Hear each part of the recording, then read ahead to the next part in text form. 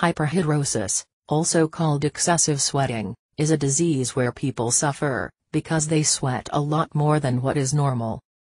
Even when there is no heat, the body continues to produce and emit sweat. This makes these people perspire a lot, even in situations when there is no reason to.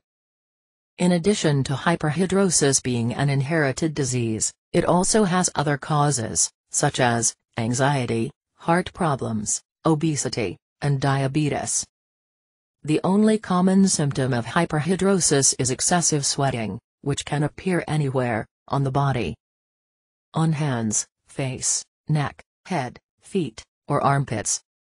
But in more severe cases, the symptoms can be weakness, dizziness, chest pain, shivering, and high fever.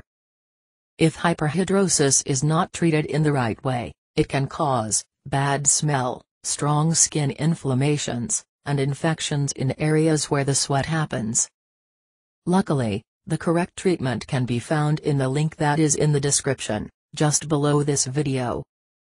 It will help you to solve your sweating problem forever. If you liked this video, click on like below, and subscribe to the channel. Get well, and good luck.